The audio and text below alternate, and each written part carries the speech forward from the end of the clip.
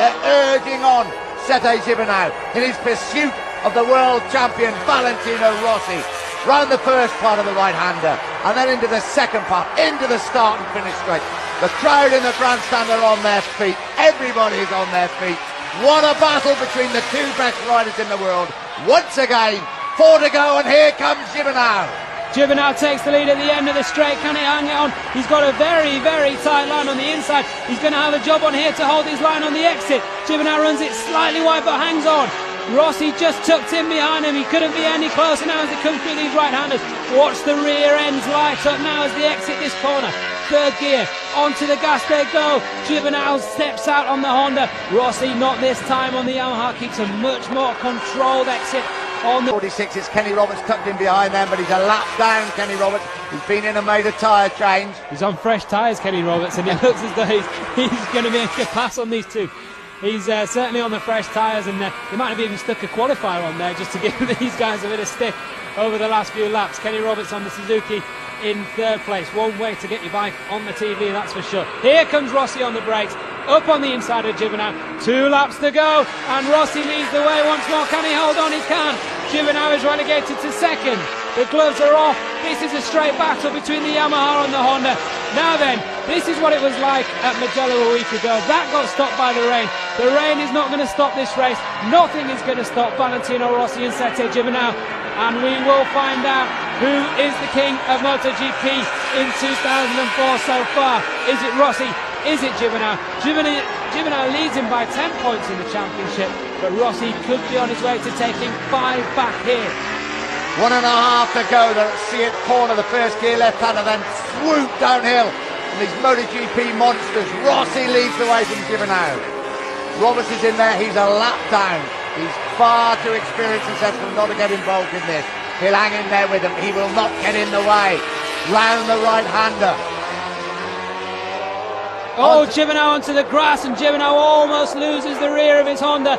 That could have been nasty for Sette Gibernau. He's pushing so hard to stay with Rossi here as they come through the second gear left. 55 miles an hour, and then up into the stadium section. The crowd are on their feet up there. The hooters roar. The crowd are absolutely crying for Gibernau to get back at Rossi here, but it looks as though Rossi's going to have the advantage. They come down through the 2 fast right-handers that will bring them back into the start-finish straight. Here it is, the second of these 2 fast rights into the straight, and as they come across the line there will be 1 lap to go, and after what, 24 laps of 25, Valentino Rossi leads the home hero Sette Gibernau. Down the main straight they come, 210 miles an hour on the brakes. Rossi leads. Gibernau not quite close enough. As they tip it right, then they tip it left. Through the Elf chicane, then into this fast right-hander. This is where Rossi has got the bike absolutely sideways. He's opened up at a bit of an advantage, Valentino Rossi. He's on the charge. He's got his head down. Is he going to secure his 3rd Grand Prix victory of the season?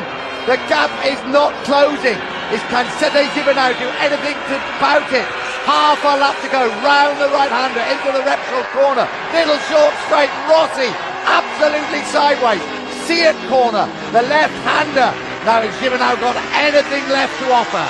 Gibernau's just got a couple more corners before he's going to be able to get his last chance at Rossi. They've got this tight left, then it flicks up right. Up through the hill, we saw this in the 250s. We're coming towards one of the most important corners on the circuit, and Gibernau closes in.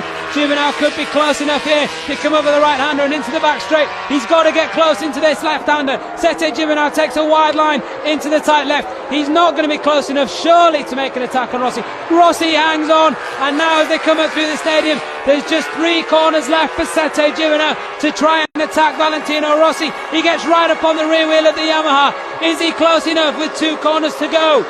Rossi leads the way. They can't believe it in the crowd. Down the hill they come. 2 bends to go. A double apex right-hander. He's through the first part. He's through the second part. Valentino Rossi is going to win his 3rd Grand Prix of the season. What a performance by the Italian. Valentino Rossi does it again. Not in Mugello, but here in Catalonia. Rossi wins. Gibernau second. And it looks like Marco Melandri should finish in 3rd place. He's done it again. Wowee. Superb performance from Rossi. Superb performance from Marco Melandri in 3rd place. What a show from the two Italians and the Spaniard, and this means as much to Rossi as any other. The Italian absolutely turns over the form books here. Giovinazzo has led in every single session here this weekend, both sessions on Friday, both sessions on Saturday, but the man in the race is Rossi, and there he is with his great friend Melandri. They will stand on a Grand Prix podium for the first time ever, and I tell you what, they will celebrate. Right, checker fourth. Edwards, what a performance by Colin Edwards in the fifth place. Ruben Schaus sixth. Nakano, well, you could almost say the performance of the weekend. The man that crashed at 200 miles an hour last weekend has finished seventh on the Kawasaki. Max Bianchi a disappointing eighth. First time he's been off the podium. Abe 9, Caparossi 10, Hoffman 11, Neil Hodgson in 12th place, and Shane Byrne in 13th. When Rainey there raises his fist to the camera, he's a Yamaha fan, he's a Yamaha man. He was their last world champion in 1992. It's been a long, long time coming, but Yamaha are back on course, and it's all thanks to this man, Valentino Rossi, the world champion. His best wasn't quite good enough because Valentino Rossi takes some beating. Oh dear, what's he putting on this time? It's the doctor's outfit. We're back to being a doctor for Valentino Rossi. Just confirmation. 12th was Neil Hodgson, 13th Shane Byrne, Andrew Pitt, Moriwaki Honda, the Australian, the former world supersport champion, 14th, and Nobuatsu Aoki giving the Roberts KR Proton team a point in 15th place. What is going on? We're back to the old tricks, aren't we? He's got the stethoscope on the bike. Rossi checking out the heartbeat of the Yamaha. And, well, he is the heart of MotoGP, and he's deep in the hearts of many fans around the world. And it's not just for his riding. He's the ultimate showman. The temperature's right. Everything's right with that Yamaha now that Rossi's had his way with it. Oh dear, oh dear. And what a surprise. All the Italian photographers are in the right place at the right time for the celebration. This man... And look how excited Marco Melandri is.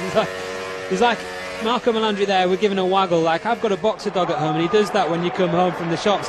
Marco Melandri just can barely contain himself down there in Parc Fermé. Now, I think the ride by Rossi today will make Sete Giovinazzo realise, probably he knew that Rossi is perhaps still the king, and he could still run more Grand Prix than him. And yeah, and I think Giovinazzo has always said that. He's always realised that, hasn't he? He did say from the start that Rossi, even though he was at Yamaha, he was still the man to beat. But you have to say Giovinazzo would be fancying his chances at this point of the season, leading the championship, home race, fastest in every session going into this race here today. He really could have expected to do well. He did do well, but you just can't hold this man down. He looks like a superhero coming in there with that cape flying on his back.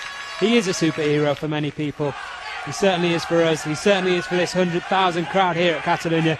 They wanted Giovinazzo to win, but there's no doubt that wherever Rossi goes, he's got a huge army of supporters, and he puts on such a show that you can't help but enjoy it. I've just got another guy alongside me down here in pit lane who's had a fantastic race, an absolutely superb race. Ruben Schaus, you must be proud of that ride. Well, it wasn't really bad because this morning on the warm-up I've got nothing. I like it, you know. The bike doesn't break, no grip at all. The fuel tank was full, so the bike was heavy, and I think I wake up really, really calm. You know, I'm not like that, you know, on fire when I go on a bike. And nothing. I did a great start, but top speed, Troy come on the side, and I was like, oh, shh. And I brake earlier, you know. Though that cost me a little bit, but I need races because the first laps is difficult for me. I have no feeling with the front. I don't want to push hard. And that's why I'm losing right now, because I think on the mid-race I was equal as a lap times from the top, not the top two, but the 3 and 4. You know, fighting for the podium I think could be possible here. I just need to learn and be more, believe more in myself on the first laps. But that will come with the races, so that will come. Congratulations, Ruben, a fantastic ride. Thank you. well done, Ruben Schaus. That was a fantastic performance by him. He's a thoroughly nice guy, and he can mix it with the very best. But listen to the crowd. You're not in Italy, you're in Spain.